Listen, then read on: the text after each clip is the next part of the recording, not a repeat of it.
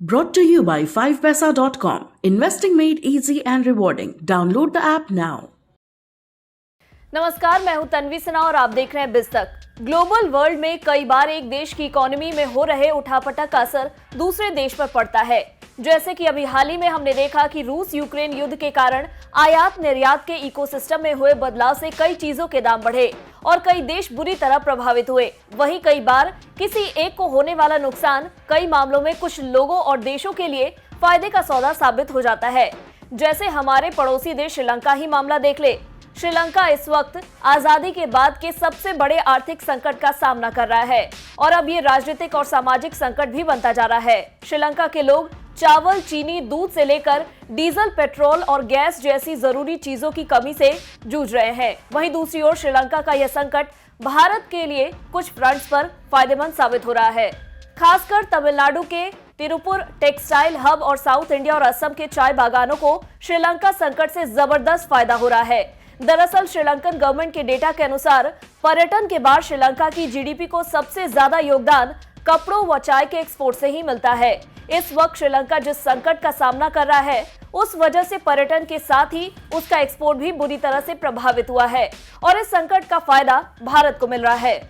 आप सोच रहे होंगे वो कैसे? दरअसल पहले जिन कपड़ों और चाय का एक्सपोर्ट श्रीलंका से हो रहा था वो अब भारत की ओर डाइवर्ट हो गया है, जिससे हम एक तरह से ब्लेसिंग इन डिस्गाइज मान सकते हैं। श्रीलंका आम दिनों में सालाना 5.42 बिलियन डॉलर के कपड़ों का एक्सपोर्ट करता है।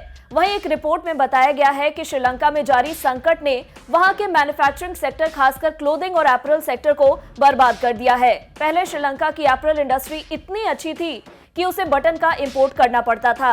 ज़ारा, मैंगो और H&M जैसे बड़े ग्लोबल ब्रांड के लिए बांग्लादेश, कंबोडिया, वियतनाम, श्रीलंका और भारत फेवरेट डेस्टिनेशन है। इस समय बांग्लादेश, कंबोडिया और वियतनाम के पास भारी मात्रा में ऑर्डर है।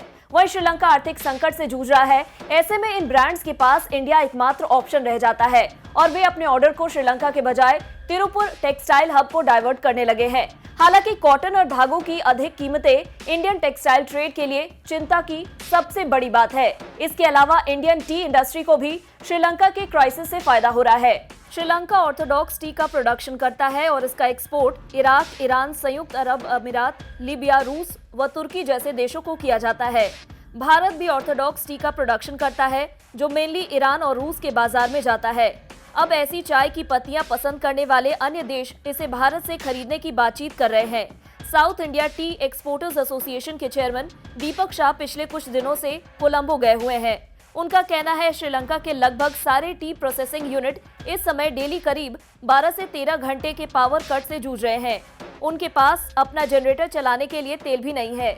इससे प्रोडक्शन पर असर पड़ रहा है और ब्लैक टी की पत्तियों की क्वालिटी खराब हो रही है। शाह ने कहा कि श्रीलंका की उन कंपनियों को भी अभी दिक्कतें हो रही हैं जो पैकेट टी बेचते हैं। जारी संकट के चलते उन्हें पैकेजिंग मटेरियल्स नहीं मिल पा रहा है। इससे भारत को सीधा फायदा हो रहा है। अगर आपको हमारा यह वीडियो पसंद आया हो तो इसे लाइक और शेयर जरूर करें। साथ ही हमारे चैनल बिज तक को सब्सक्राइब करना ना भूलें। धन्यवाद।